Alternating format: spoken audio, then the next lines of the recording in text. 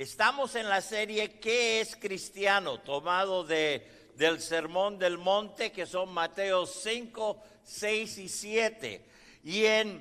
Hemos visto en semanas atrás que el blanco del Sermón del Monte, el centro a lo cual todo apunta, en particular todo lo que apunta en el capítulo 5, es en este versículo número 48, que nos dice: por lo tanto, sean ustedes perfectos, como su Padre que está en los cielos es perfecto.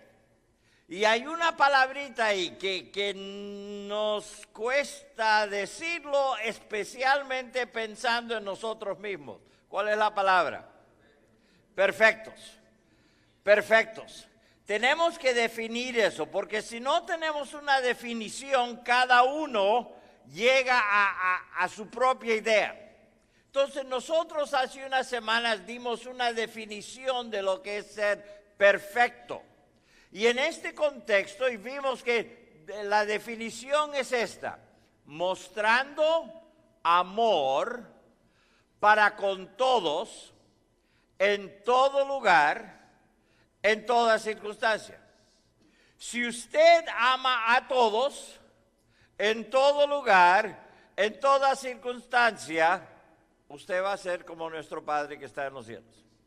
Perfecto.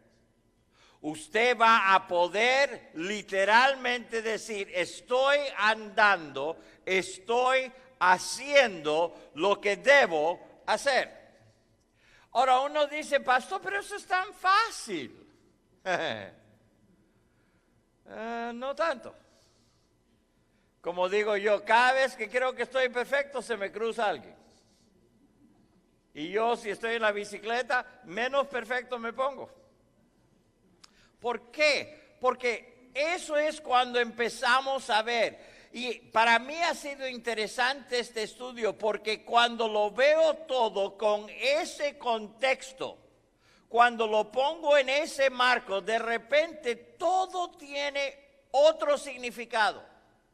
Cada situación a la cual me enfrento, cada situación que veo en mi vida, cada cosa a mi alrededor, ahora entiendo: si no estoy mostrando amor para con todos, en todo lugar, en toda circunstancia, me falta crecer. Me falta algo. No estoy dejando que Cristo haga lo suyo. ¿Por qué? Porque cuando vemos esto en la Biblia, así es Dios el Padre. Y así también es Dios el Hijo. Y nosotros fuimos diseñados para ser así también. Dice: como vuestro Padre que está en los cielos. Muchas veces tenemos la tendencia de decir: bueno, pero eso es Dios. Y Dios es Dios, yo no soy Dios. Bueno, tiene razón. Pero dice: así es el Hijo. Jesús fue así. Yo no soy Jesús, yo sé. Pero Jesús fue hombre igual que nosotros. Y Él vivió como hombre igual como nosotros, para que nosotros veamos que es posible para nosotros como seres humanos vivir esa perfección. Es muy importante recordar eso, porque a cada rato vamos a usar esta excusa: pastor, pero solo soy humano. ¿Cuántos han oído a alguien usar esa expresión? Solo soy humano. Levanta la mano. Ahora aquí va a venir el momento de la gran verdad. ¿Cuántos han dicho: pastor, solo soy humano? Otro, yo no levanté la mano porque nunca dije pastor. Pero así es. Dios nos da y nos dice: aquí está. Todos nosotros, ustedes fueron creados como seres humanos para vivir esta perfección. Les di el ejemplo, dice Dios, de mi Hijo Jesús, para que viviera entre ustedes, pasara lo mismo que pasan, tuvieran las mismas cosas. Y usted dice: no, pastor, Jesús nunca manejó en Hialeah. Usted no sabe cómo era Jerusalén. Se le cruzaban burros por aquí y por ahí, uno nunca sabe. Así que tiene que tener en cuenta que Él nos hizo con la capacidad para vivir la clase de vida que Él nos dice, vivan así, vivan así. Ese es el blanco. Las últimas 2 semanas, hemos estado viendo desde los versículos 3 hasta el 16.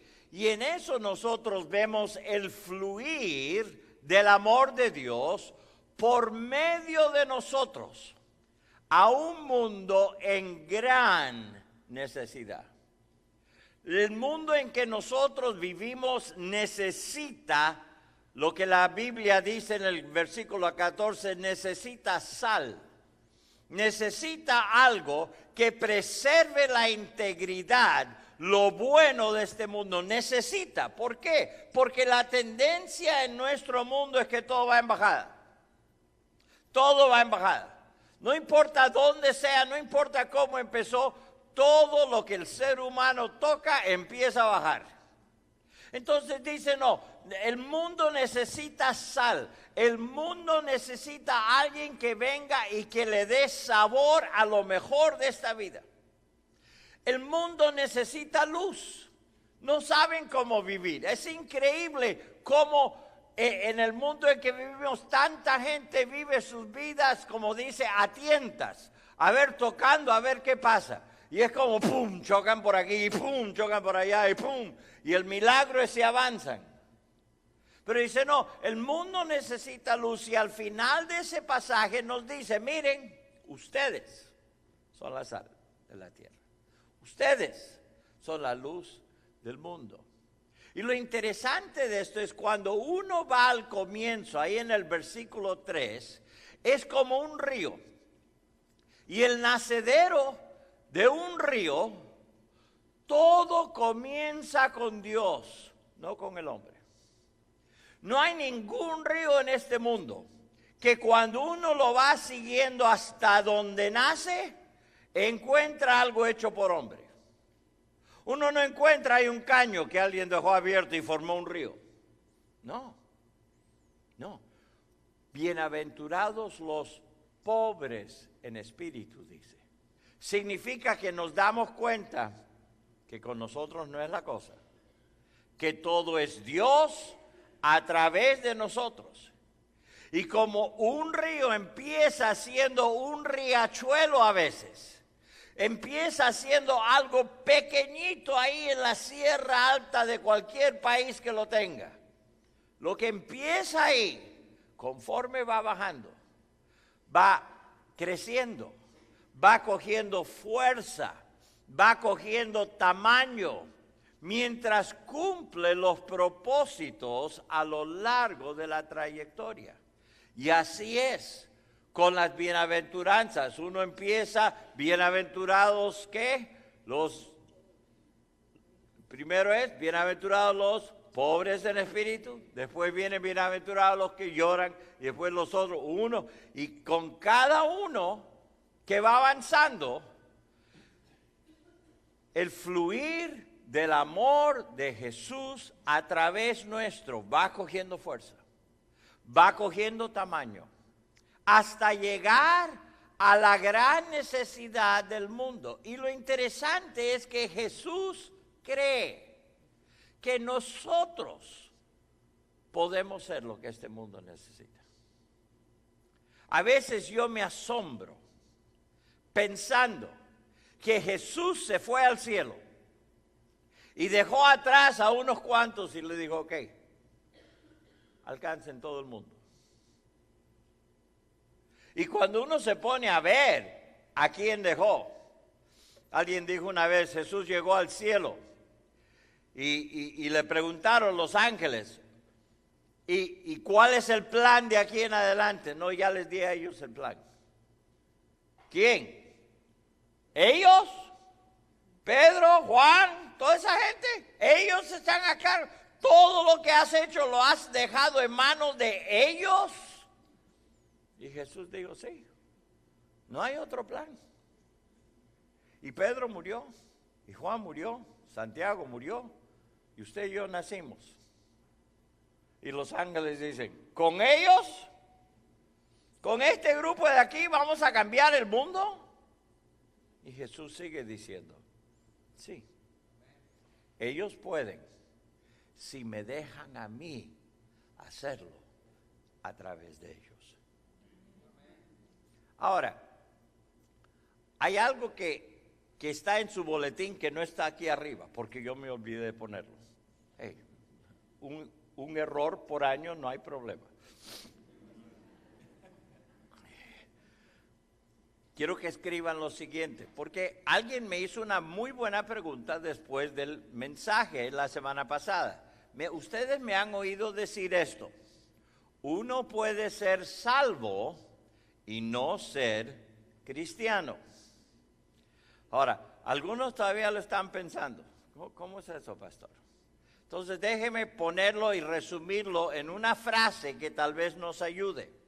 La salvación es nuestra posición. La salvación es nuestra posición. El ser cristiano depende de nuestro comportamiento.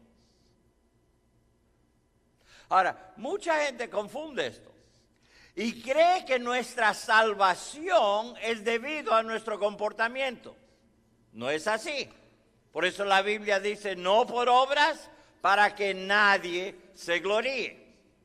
Pero lo que sí es, la palabra cristiano se refiere a aquellos que viven, que actúan como Cristo. Así que yo puedo ser salvo, pero no ser cristiano. Si yo soy salvo y le miento a alguien, Cristo no haría eso. Eso no es cristiano. Si yo soy salvo, pero le robo a alguien, eso no es cristiano.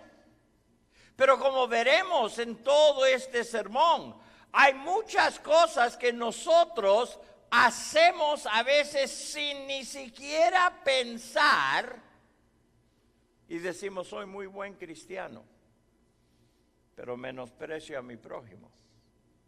Eso no es cristiano.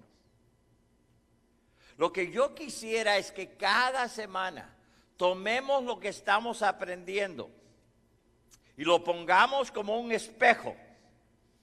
No como algo para mirar al otro, como un espejo para mirarnos a uno mismo y decir, Señor, soy yo cristiano con este comportamiento. ¿Cómo soy yo en esta situación? Hoy día nosotros vamos a ver solamente 3 versículos, 17, 18 y 19. La próxima semana vamos a cubrir del 20 al 48. Así que yo les sugiero que ustedes lo lean de antemano, porque yo no tengo el sermón de las 3 horas, no me dan 3 horas para predicar. Así que yo necesito que ustedes estudien de antemano, porque lo que vemos aquí en estos 3 versículos es la base de todo lo demás, y lo demás son sencillamente ejemplos de lo que vemos en el versículo 20. Entonces vamos a tomar un pedacito corto. Y usted dice, pastor, ¿eso significa que el mensaje va a ser más corto y me puedo ir a desayunar antes? No sé, pero vamos a ver, ¿ok? Entremos de una vez. El tema que quiero que capten hoy día es el siguiente: el amor cumple la ley. El amor cumple la ley. Mateo capítulo 5, versículo 17, lo tienen ahí en su boletín. Dice, no piensen ustedes que yo he venido a abolir la ley o los profetas. No he venido para abolir, sino para cumplir. Porque de cierto les digo que mientras existan el cielo y la tierra, no pasará ni una jota ni una tilde de la ley hasta que todo se haya cumplido. De manera que cualquiera que quebrante uno de estos mandamientos muy pequeños y así enseña a los demás, será considerado muy pequeño en el reino de los cielos. Pero cualquiera que los practique y los enseñe será considerado grande en el reino de los cielos. Ahora, quiero que subrayen dos cosas. El primero es esto que aparece aquí. No he venido para abolir, sino para cumplir. Subrayen eso ahí en esos versículos. Al final del versículo 17. Pero después quiero que abajo subrayen dos palabras, y eso no va a aparecer en el keynote. Practique y enseñe. Practique y enseñe. Esta es la clave. Jesús no vino para acabar con la ley. Él no vino para abolir y decir, ok, eso no es vigente. No sé cuántas veces he oído a alguien decir, ay pastor, pero eso es lo que usted nos dice, eso es el Antiguo Testamento, así que yo no tengo que hacerlo. Es interesante cuántas veces escogemos qué queremos hacer y qué no queremos hacer. Nosotros. Jesús dijo, yo no he venido para abolir, he venido para cumplir. Ahora, no dice que lo que está en el Antiguo Testamento todo tenemos nosotros que hacer en el Nuevo Testamento. No dice eso. Pero Él no está diciendo que va a abolir todo eso. Él dice, yo vengo para cumplir lo que está ahí.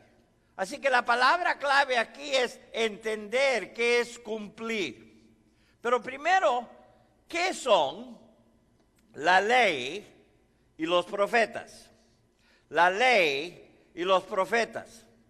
Al entrar a esa frase tenemos que ver algo muy grande. La ley se refiere a los 10 mandamientos y a la totalidad de la ley dada a Moisés. Los 10 mandamientos, eso es fácil. ¿Cuántas hay?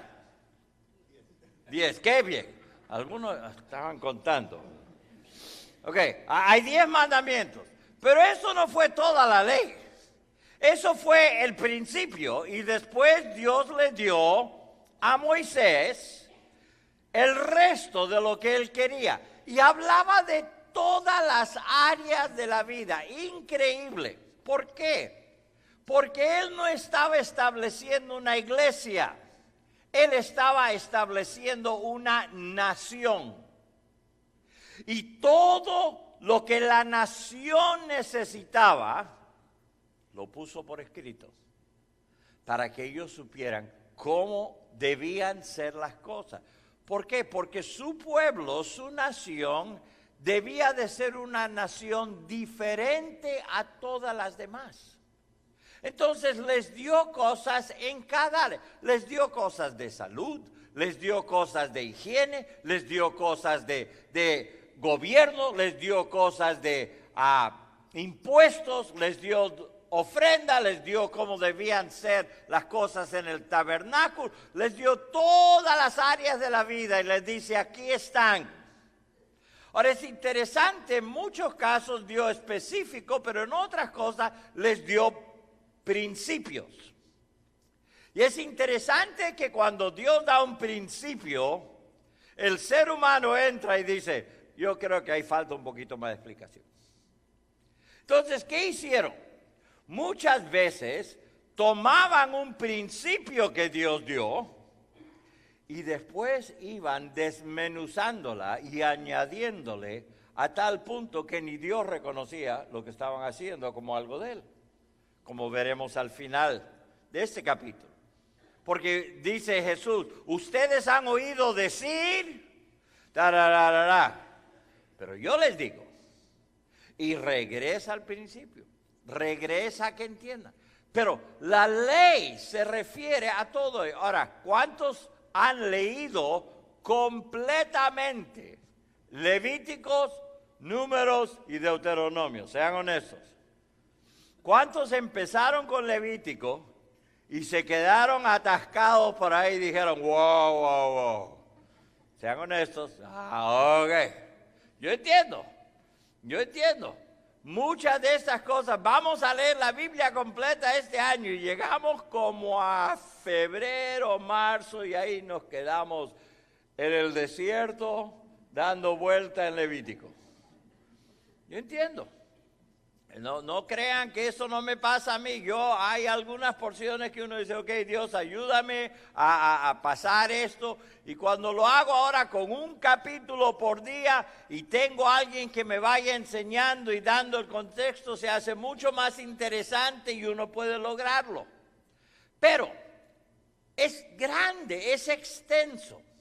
Pero ahora vemos que dice la ley y los profetas. Los profetas se refiere a las enseñanzas, las amonestaciones y las advertencias de todo el Antiguo Testamento. Tenemos Salmos, Proverbios, Eclesiastés, Cantares. ¿Okay? Ahí están los libros de sabiduría. Y después empieza ¿qué? Isaías, Jeremías, Lamentaciones, Ezequiel, Daniel, Oseas, Joel, Amós, Abdías, Jonás, Miqueas, Nahum, Habacuc, Sofonías, Ageo, Zacarías, Malaquías. Ahora esto no lo voy a hacer en inglés porque no me la sé en inglés, pero en español sí. Ahora, lo interesante es que cuando uno se pone a leer eso, es igual de complicado a veces que Levítico. ¿Por qué? Porque uno está en un tiempo y viene el siguiente orden y no están en orden cronológico, no están en orden alfabético, no están en ningún orden a nuestro entender. Pero es un poco complicado a veces, pero hay tantas cosas que se nos enseña.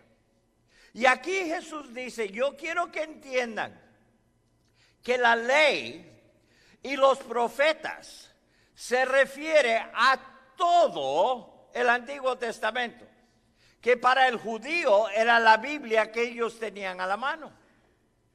Entonces Jesús está diciendo, no crean que yo he llegado aquí para abolir el Antiguo Testamento, no.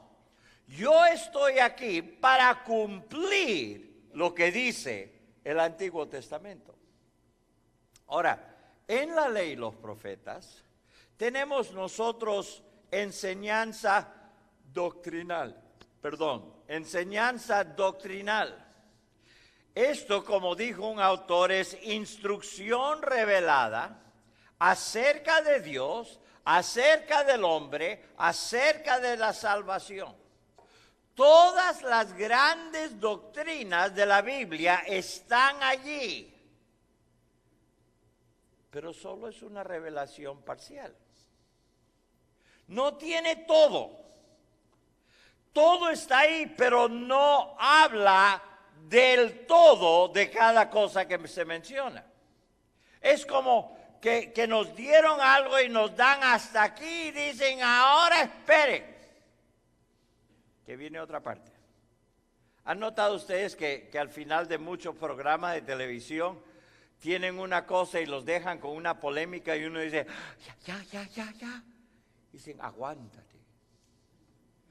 Y peor todavía, cuando es en mayo y le dan algo y algo sucede en la última parte, dicen, ahora aguántate hasta septiembre.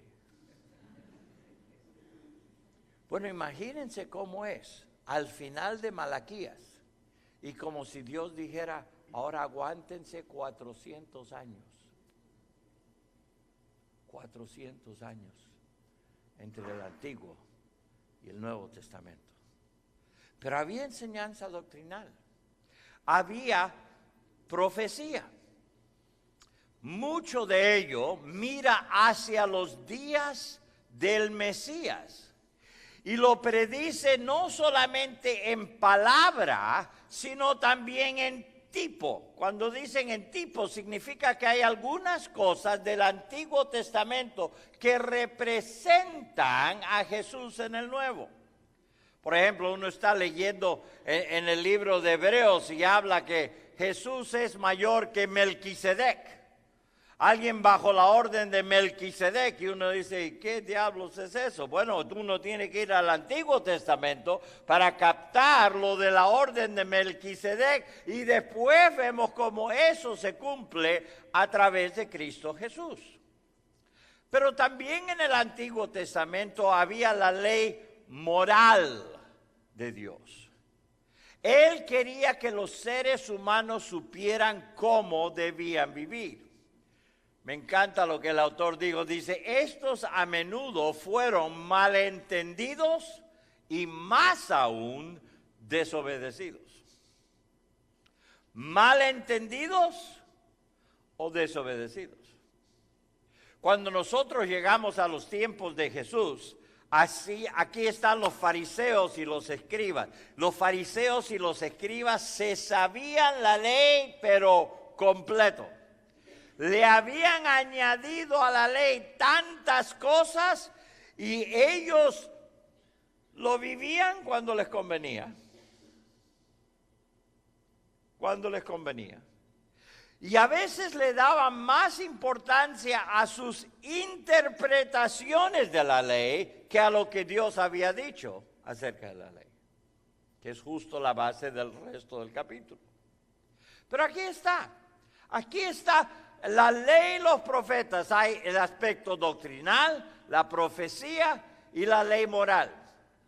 Ahora, la pregunta que debemos entender es, ¿cómo es que Jesús cumplió el Antiguo Testamento?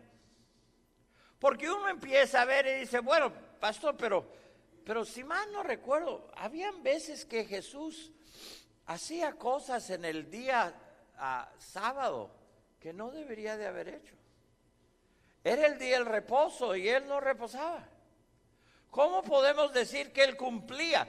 Eso era justo el problema que tenían los fariseos con él. Dice, ¿cómo es posible que tú sanes a alguien el día sábado? Porque ese es un día que uno debe reposar de todo trabajo, así que está mal hecho lo que acabas de hacer. Cuando le dijo a uno, recoge tu manto, recoge tu camilla y llévalo, le caían encima al que cargaba la camilla, aunque hace unos momentos atrás no podía ni caminar.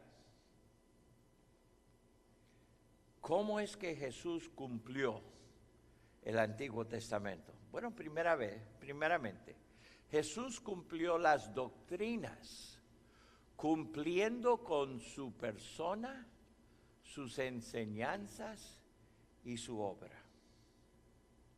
Su persona, sus enseñanzas y su obra.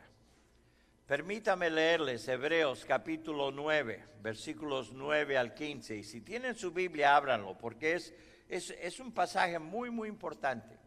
Hebreos capítulo 9, versículo 9 al 15.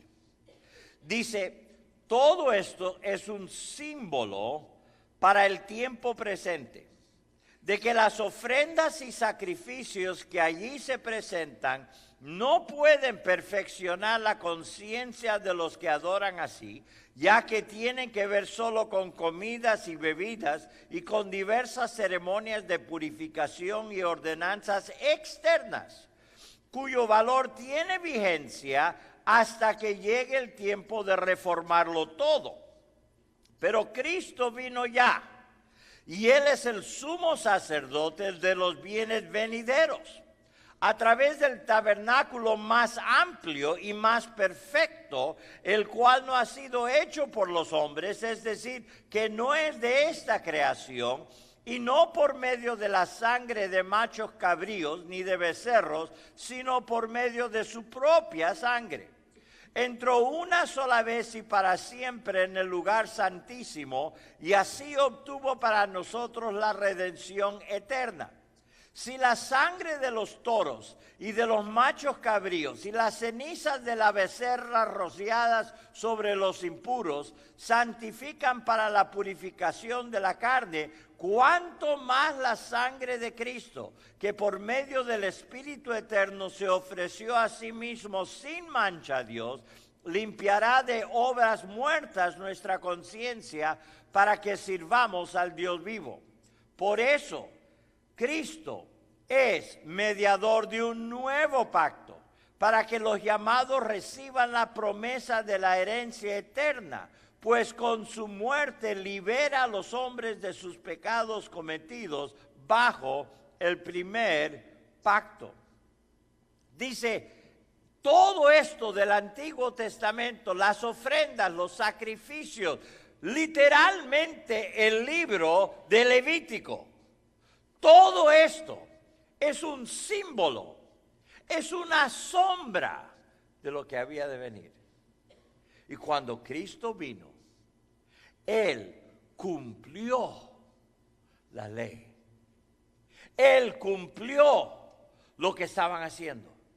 Por eso cuando Juan el Bautista lo vio, dije, he aquí el Cordero de Dios que quita el pecado. Este no es Cordero cualquiera. Este es el Cordero de Dios.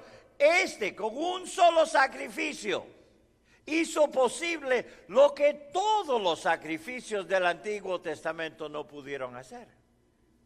Era cosa de purificar no solamente la parte de afuera del ser humano, era una purificación desde adentro hacia afuera. Dice, todo lo del Antiguo Testamento no podía hacer eso, pero Cristo sí. Cristo sí. Él cumplió todo lo del Antiguo Testamento. Alguien dijo, el Antiguo Testamento es el Evangelio en capullo y el Nuevo Testamento es el Evangelio floreciendo. ¿Todos entendemos la palabra capullo? ¿Sí? Sí, ok, qué bien. Algunos dicen, bueno, en mi tierra no se dice así, yo sé, pero en el cielo sí. Así que, el Evangelio en una forma que todavía le faltaba florecer. Y después, ¡pum!, florece en el Nuevo Testamento. Ese era Jesús. Ahora, otra cosa interesante. Casi todo lo que fue predicho acerca del Mesías se cumplió en Jesús. Yo hice una preguntita a mi computadora el otro día y le pregunté cuántas profecías se cumplieron en Jesús. Y la respuesta que dio es 355. Ahora, lo interesante es que decía 353 y después se numeraron 355. Así que yo tomé 355. Ahora, si usted dice, yo conté y hay 356, eso no es lo que importa aquí. Lo que importa es tantas cosas que el Antiguo Testamento decía. ¿Qué pasó? Se cumplieron en Jesús. Ahora, hay algunos aquí que han pensado o que han oído a otros decir, sí, pero Jesús sabía lo que le tocaba hacer. Entonces, Él hizo todo para que cumpliera lo dicho. El problema es que había muchas cosas que se decían sobre el cual Él no tenía control. Él no tenía control de cómo lo crucificaban. Él no tenía control de que le iban a traspasar con una lanza. Y eso se había dicho en el Antiguo Testamento. Y Jesús no dijo, ahora toca la lanza, por favor, una lanza aquí, póngalo aquí. No. Hay tantas cosas que se cumplieron que Él no tenía control alguno. Ahora, noten que dice casi todas. Porque hay otras que todavía se van a cumplir en un futuro, que todavía no se han cumplido. Pero muchas de ellas, la gran mayoría ya se han cumplido. Jesús en Marcos 1:15, cuando Él empezó su ministerio, empezó con estas palabras, el tiempo se ha cumplido. ¡Pum! Dice, aquí está, aquí estoy. Todo esto que va, de aquí en adelante, empezamos a cumplir las cosas. La culminación de esto fue la muerte y la resurrección de Jesús.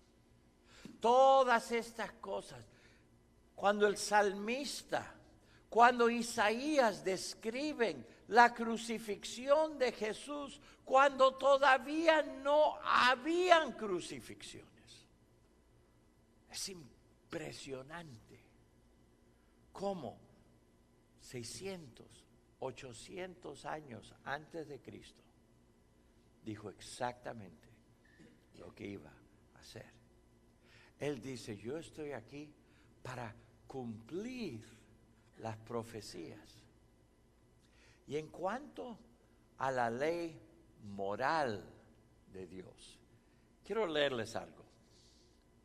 Dietrich Bonhoeffer, un pastor alemán, dijo esto en una ocasión. Jesús no tuvo nada para añadir a los mandatos de Dios menos esto. Las cumplió. John Stott escribe, Él hizo más que solo obedecerlos personalmente. Él explicó lo que obediencia significaría para sus discípulos. Rechaza la interpretación superficial de la ley dada por los escribas. Él mismo provee la verdadera interpretación.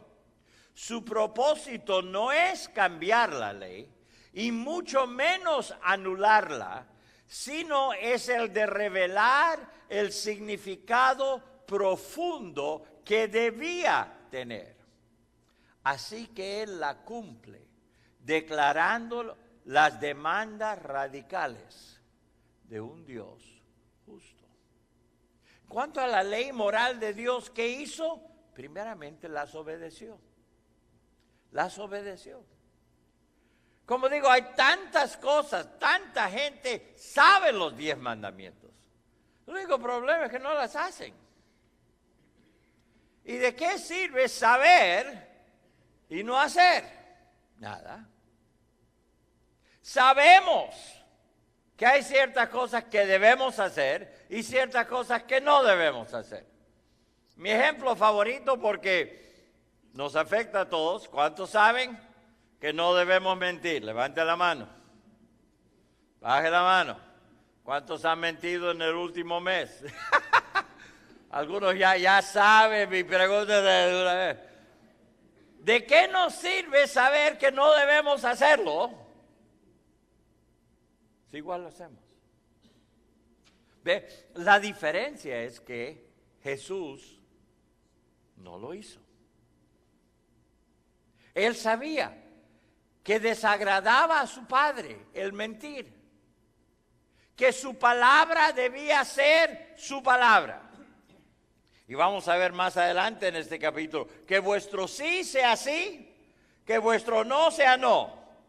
Eso no significa que su sí es tal vez y su no tal vez, depende. No, la palabra es sí y no. Y Jesús las obedeció, pero no solamente las obedeció, le enseñó a otros cómo obedecerlas. ¿Cómo obedecerlas? Noten esa palabra cómo. Esa es la falta, esa es la clave muchas veces, no saben cómo. ¿Alguna vez le han dicho a su hijo, hija, nietos más pequeños, le dan, haz esto? Y hacen algo completamente diferente. Y después uno se da cuenta. Pero de repente no saben cómo hacerlo. De repente no saben cómo hacerlo. Cuando este edificio no existía, cuando estábamos entrando en el otro, en el año 79, esto era un desastre. Pero había unas sillas y habían dejado, era una escuela, y habían dejado unas sillas y las íbamos a lijar. ¿Okay? En inglés lijar es ¿qué? Sand, ¿ok? Sand. Entonces aquí está mi hija, que tiene 2 años, y la veo aquí con una silla, y la veo poniendo arena encima de la silla. Le digo, Brenda, ¿qué haces? I'm sanding the chair. Ay, qué lindo. ¿Saben ustedes que adultos son igualitos? Muchas veces la Biblia dice, haz esto y dice, ¿y cómo? La Biblia dice, den el 10% a Dios, que es el diezmo, y yo derramaré sobre vosotros bendición hasta que sobreabunde. Y los adultos dicen, no sé cómo. No veo manera. Si no me alcanza con lo que tengo, ¿cómo voy a hacerlos con 10%? No puedo, no sé. Igualitos. Pero Jesús les enseñó cómo hacerlo. Y dice, más adelante vimos, bienaventurados ¿qué? Los que los practican y los que los enseñan. Eso nos dice que cada uno de nosotros tenemos dos responsabilidades: hacerlo y enseñarle a otro cómo hacerlo. Si todos nosotros hacemos lo que Dios nos dice y ayudamos a otro a hacer lo que Dios dice, todo va a ir mejor. Vamos a ser discípulos. Vamos a vivir una mejor vida. Vamos a ser sal. Vamos a ser luz. Jesús las obedeció y después le enseñó a otros cómo hacerlo también. Quiero resumir esto. Y miren qué temprano. La próxima semana voy a usar el tiempo que hoy les estoy regalando. Guerra avisada. ¿Okay? Mateo capítulo 22, versículo 34 al 40. Mateo 22, 34 al 40. Al enterarse los fariseos que Jesús había hecho callar a los saduceos, se reunieron alrededor de él, y uno de ellos, que era intérprete de la ley, para ponerlo a prueba le preguntó: Maestro, ¿cuál es el gran mandamiento de la ley? Jesús le respondió: amarás al Señor tu Dios con todo tu corazón, con toda tu alma y con toda tu mente. Este es el primero y más importante mandamiento. Y el segundo es semejante al primero: amarás a tu prójimo como a ti mismo. De estos dos mandamientos dependen que toda la ley y los profetas. Jesús dijo: déjenme resumirles el Antiguo Testamento. ¿Listos? Amor. Amor. Si amamos a todos, en todo lugar, en toda circunstancia, cumplimos la ley y los profetas. No he venido para abolir eso. No, he venido para cumplir eso. Sed vosotros perfectos, así como vuestro Padre Celestial también es perfecto. ¿Cómo? Amen. Amen a todos. En todo lugar. En toda circunstancia. Esto no está en el boletín. ¿Okay? No, pero no lo cierren todavía. Esto es para que pasen una mala semana. Para que mediten en ello y les duela toda la semana. Porque yo quiero compartir lo que me pasa a mí con ustedes, para que ustedes sufran conmigo. Dice el versículo 20. Yo les digo, si la justicia de ustedes no es mayor que la de los escribas y los fariseos, ustedes no entrarán en el reino de los cielos. ¿Ah? ¿Qué? Aguántensela toda una semana. Escriban esto abajo. Ya me faltó espacio, pero les dejé ahí en blanco. Próximo. ¿Qué es cristiano? Viviendo el amor como la prioridad más grande, igual que Jesús. Viviendo el amor como la prioridad más grande, igual que Jesús. Una vez más, les pido que esta semana empiecen en el versículo 21 y lean hasta el 48 y vean cómo Dios dice. Los escribas y los fariseos dicen esto, pero yo les digo que el amor no solamente debe cumplir la ley, el amor debe superar la ley. Oremos.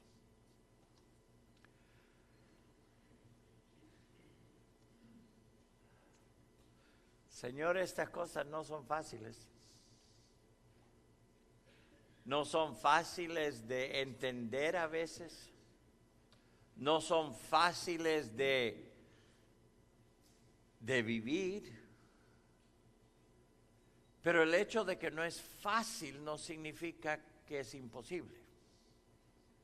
Porque tú nos has dado todo lo que necesitamos para vivir esta vida. Nos has dado a tu Hijo Jesús. Y cuando le aceptamos a Él, y Él viene a vivir, a morar en nosotros, entonces eso hace posible que Él viva a través de nosotros todas estas clases de cosas. Señor, te agradezco esta mañana que tu Hijo cumplió todo lo dicho en el Antiguo Testamento. Nos da un ejemplo de cómo nosotros también podemos hacerlo. Y te pido que nos ayudes a cada uno a meditar en estas cosas, a evaluar estas cosas, a reconocer que tú esperas no que la sepamos, pero que la obedezcamos. Para que cuando usemos esa palabra cristiano, o mejor todavía, cuando gente usa esa palabra cristiano para referirse a nosotros, sea en verdad como Cristo. Todo esto lo pido en tu santo nombre.